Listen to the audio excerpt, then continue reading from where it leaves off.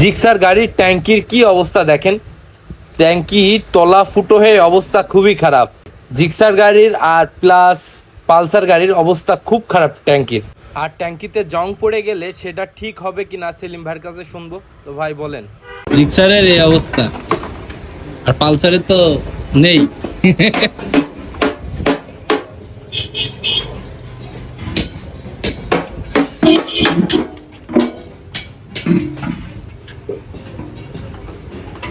এই ভিতরে যে জং এগুলো লাস্টিং করবে তা